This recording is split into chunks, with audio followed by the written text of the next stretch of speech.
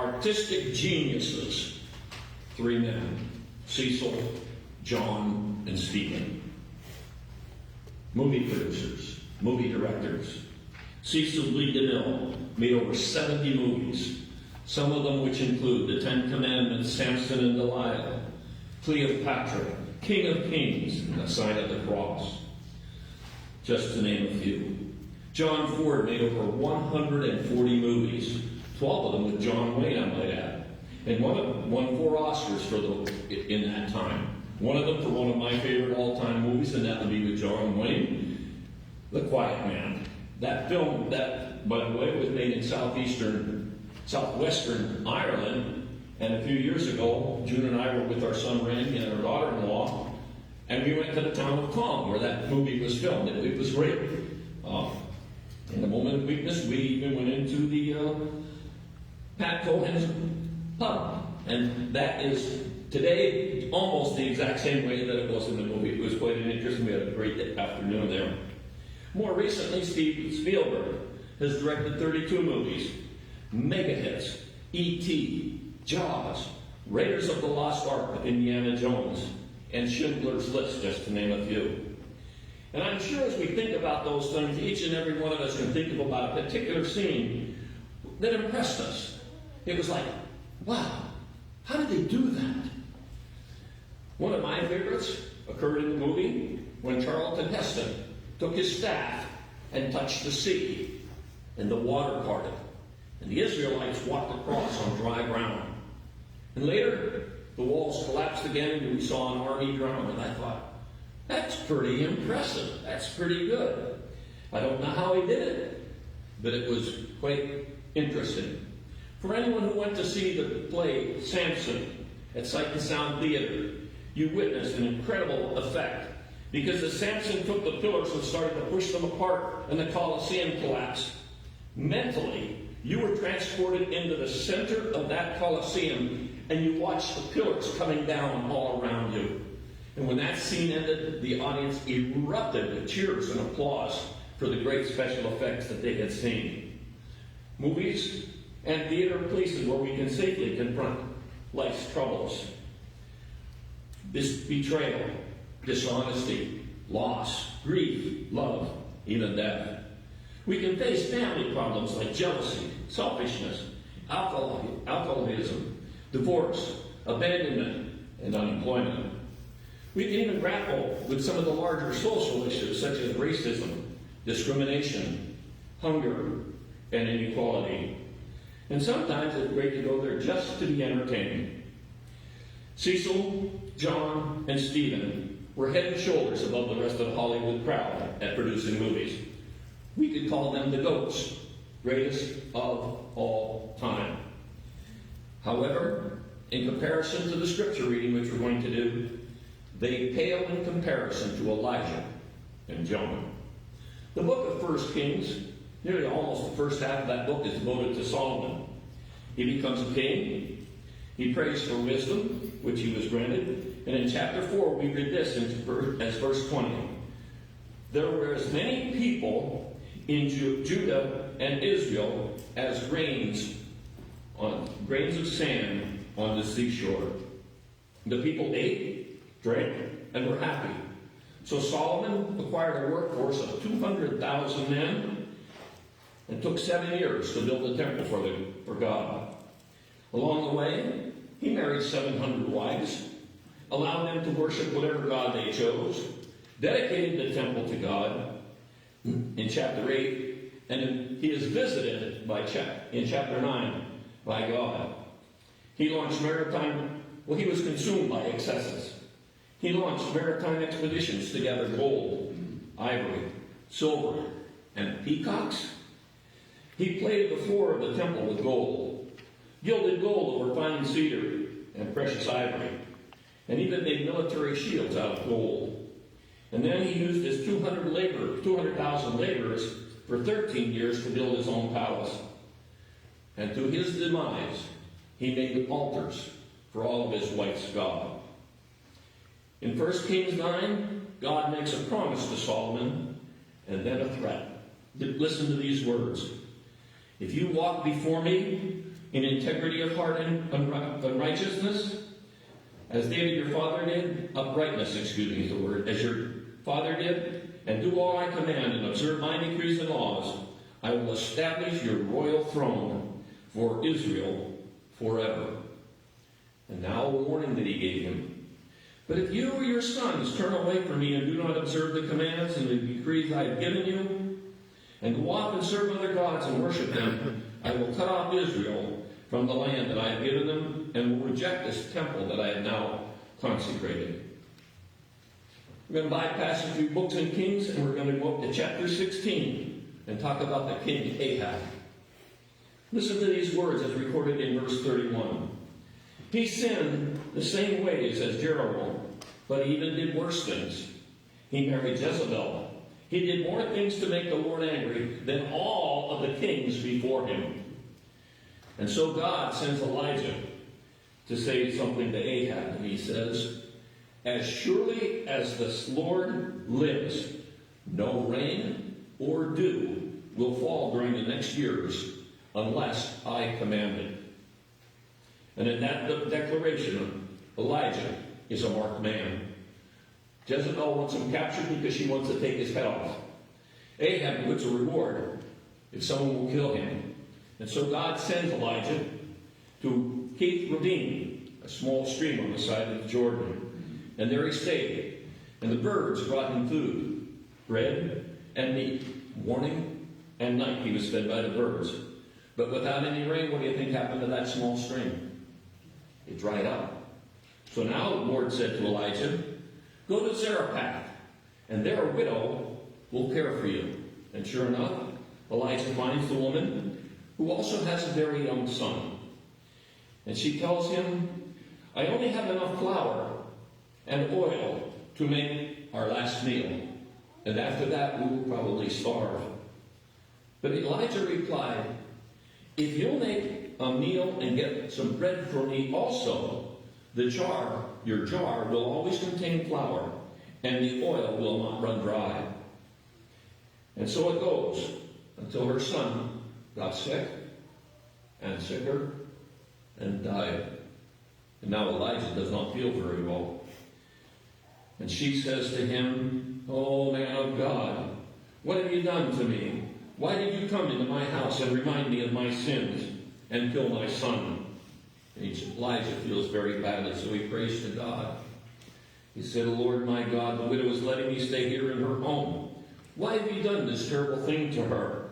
Lord my God, let this boy live again. And he did. And so now for some of the background scripture. So Ahab summoned all the Israelites and the prophets of Baal to meet at Mount Carmel. Elijah went up to the people and he said, how much longer will it take for you to make up your minds? If the Lord is God, worship him. But if Baal is God, worship him. But the people didn't say a word. Then Elijah said, I am the only prophet of the Lord that is still left. But there are 450 prophets of Baal. Get 2 bulls. Let the prophets of Baal take one, kill it, cut it in pieces, and put it on the wood. But do not light the fire. I will do the same with the other bull. Then the prophets of Baal to pray for their God, and I will pray for the Lord. The God who answered by sending fire, he is the God. And the people shouted their approval. That's probably a sinister triple dog dare, the way he did that. He had the people trapped. They didn't know it. Because how could they get out of that and still have faith among their people? So he trapped the prophets of Baal, and they could not refuse that particular offer. Now for a few more readings. 25 through 29. Then Elijah said to the people of Baal, since there are so many of you, you take your bull and prepare it first. Pray to your God and don't set fire to the wood. They took the bull that was brought to them, prepared it, and prayed to Baal until noon. Then shouted, answer us, Baal. And they kept dancing around the altar that they had built. But no answer came. At noon, Elijah started making fun of them. Pray harder. Pray louder. Maybe your God is daydreaming. Maybe your God is asleep. Maybe he's gone off on a trip. If he's sleeping, you're going to have to pray real loud so you'll wake him up. So the prophets prayed louder and cut themselves with knives and daggers according to the ritual until their blood flowed. They kept on ranting and raving until middle of the afternoon, but no answer came. Not a sound was heard. Till 3 in the afternoon. Here it is, it's their Super Bowl. Their team has the ball on the 2-yard line with 3 seconds to go, but they're behind by 4 points. They have to score now or never. And the prophets of Baal realized if they don't do this, they will become the laughing stock of the community. And Elijah keeps needling them and needling them. Now, point 3, the preparation by Elijah. This reading is described in 3 steps. 1, he prepares an altar. 2, he prepares the sacrifice. And the third one, he stamps out doubt. He makes no provision for failure. Verses 30 through 35. Then Elijah said to the people, "Come closer to me." And they all gathered around him. And he set about repairing the altar of the Lord, which had been torn down. He took 12 stones for each of the 12 tribes of the sons of Jacob, the man to whom the Lord had given the name of Israel. Now, as I read that, I don't think he went out with his hand and scooped up a handful of small stones and picked out 12 stones to make an altar. I think if you're making an altar for the Lord, you're probably going to get the largest stones you can, and either like them maybe in a circle, or maybe you're just going to put 3 by 4 and put 12 of the stones there. But I have to think those stones were probably so large that with some of them, he may have needed help to get them into place. That's what I think it would do, because I think that's what most of us would do. So he rebuilds the altars. He dug a trench around it, large enough to hold about 4 gallons of water. Then he placed the wood on the altar. He cut the bull in pieces and laid it on the wood. He said, "Fill 4 jars with water and pour it on the offering." He said, "That's good. Now do it again." And then he did it the 3rd time. And the water was down and completely filled the trench that was around that. Now let's talk about the size of this offering, the sacrifice. This Bible says that they used a bull, but another book I have said it was an ox. But we don't know how old it was. But if it was a yearling, my guess would be it probably weighed about 450, maybe 500 pounds. Because they're heavily muscled. So he thinks that much meat. You aren't going out in the yard and pick up a few sticks to be able to burn that kind of offering. This took some sizable chunks of wood in there that's going to have enough heat that it's going to take care of the offering. I think that's correct. And so he has this all ready to go, filled with water. And now what does he do? He prays. And listen to this prayer. "O Lord, the God of Abraham, Isaac, and Jacob, prove now that you are the God of Israel and that I am your servant and have done all of this at your command. Answer me, Lord, answer me so that this people will know that you, the Lord, are God and that you are bringing them back to yourself." What a great prayer. But notice 2 words that are in here, because one of our adult Sunday school class we talked about prayer. If it's going to be meaningful, 2 words have to be included in it. And it is "so that." Answer the prayer so that these people will know. And down came the fire. It consumed the flesh. It consumed the wood. Even the stones were destroyed by the heat from that inferno, and all the water in the ditch was evaporated. Cecil, Stephen, John Ford are pretty good. But can you imagine how the people who were standing around that witnessed that event, how they felt when they saw that? But then, Elijah killed the 450 prophets of Baal. And Jezebel threatened again to cut his head off. So Elijah took this next stage out of Dodge. No, out of Carmel, that's where he was. Some could end this story here, but I can't. Because there has to be an application to this story in our lives, and I have a few for you, as I always do. And the first thing is, there was a plan. It was God's plan. It was with Elijah and God how they were going to do this. Now, in all fairness, not all of us have witnessed miraculous signs and means to prove that God is with us, leading, directing our lives. But let's look at one couple, as recorded in her book, Glimpses of Glory, and it's written by Elizabeth Sherrill. A Paris doctor warned us that the baby would never reach full term, and without an abortion, he warned, my own life would be in danger. Our ears took the words, but our minds refused them. Destroy the child we had waited for?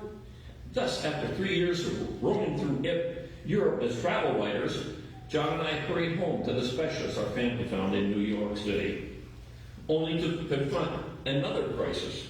And that is the fact that 2 major New York newspapers had just closed, and scores of expert writers were out of job and looking for work. Any job that we applied for had waiting periods before they'd even put our name down. Doctor bills were mounting, and the real resource we had, our wedding experience, was worth nothing. The one resource, that is, that we knew about, we had no idea back then, about the all-sufficiency of God. That's a great phrase, the all-sufficiency of God. Our anxiety had reached a desperation point when John found a stopgap job. Just something until something better turned up. He was going to be a writer for a small religious pamphlet that was published in a couple of hotel rooms. Religious pamphlets, she asked? Did you tell them that we do not belong to a church or even go to church? Yes, I did, replied John. But the editor, a man named Len LaSalle, had replied, John, I think that God has a plan for you and your wife, no matter how hard you try to run from it. And so in a Paul Harvey-like moment, here's the rest of the story. The baby was born, full term, healthy, and today is a husband, father, and a successful businessman. And John and Elizabeth were launched into a lifetime of Christian writing and editing, and perhaps the greatest adventure of life, their journey of faith. Oh, and by that way, that little religious publication, that was the forerunner of Guidepost. Guidepost came out of that particular experience with that couple. Some life lessons that I think we need to learn is, not only is there a plan based with Elijah and God against Baal, but let's ask, what about your plan with God? One prayer we should all pray is asking God to reveal himself to us. In a quiet time, I would encourage you to ask God to show what his plan for you would be. Second lesson here, I think, is the fact that stamp out doubt. And that's what Elijah did with all the water on that in his story. Elijah soaked the entire offering, not once, not twice, 3 times. In our lives, we need to eliminate doubt. We need to eliminate disbelief. Instead, we need to trust, believe, pray, accept the positives in our lives, and thank God for the blessings. Third, how about this? Follow Elijah's lead to prayer. Pray with authority, confidently, as he confidently prayed to God, and prayer and supplication.